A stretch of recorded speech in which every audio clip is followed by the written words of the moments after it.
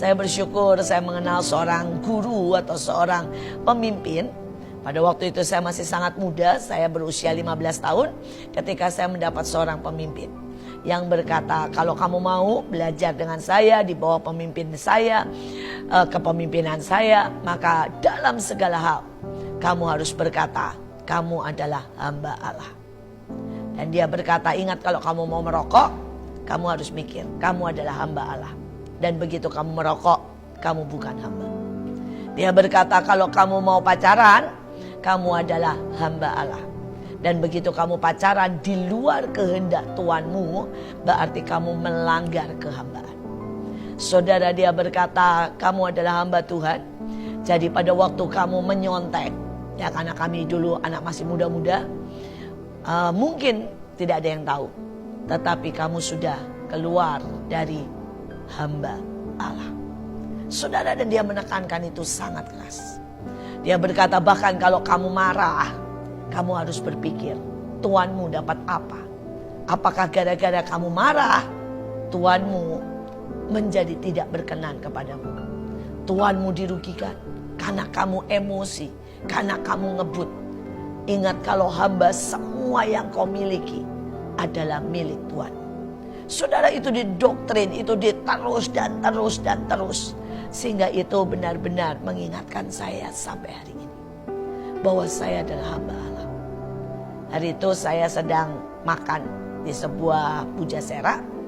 Dan saya dapat nomor 7, saya masih ingat. Saya mau pesan gado-gado, saya dapat nomor 7. Saudara, dan tiba-tiba yang dipanggil itu nomor 13, saya masih sabar. 14, saya masih sabar. Kemudian saudara dipanggil lagi nomor 26, saudara. Saudara, dan itu membuat saya sudah puncak pada kesabarannya. Bagaimana mungkin saya yang nomor 7 tidak dipanggil dan mereka memanggil nomor-nomor yang di atas saya. Saudara, dan akhirnya saya datang, tapi saya ingat sekali lagi pesan daripada pemimpin saya, kamu adalah hamba Allah. Jangan pernah bikin malu, jangan pernah bersikap seperti hamba iblis. Saudara, jadi saya menenangkan diri, saya menarik nafas dan saya bicara baik-baik. Pak, nomor saya 7. Kenapa yang dipanggil nomor 12, 13, bahkan nomor 20 lebih? Saudara, dan tiba-tiba orang ini berkata, hai, Ibu Iin ya? Wah, saya kaget sekali, saudara. Saudara, dan dia bilang, saya dengar khotbah Anda banyak. Saudara, waktu itu masih zaman kaset, itu hari-hari masih pemula, saudara ya. Dia bilang, saya pernah ketemu ibu di tempat persekutuan, bla bla bla.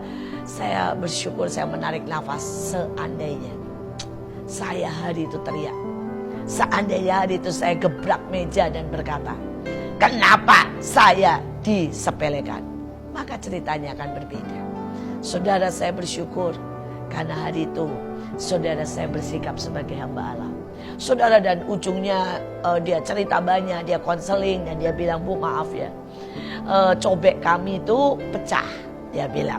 Jadi kami cuma layani dulu semua yang pesan karedok atau yang lain.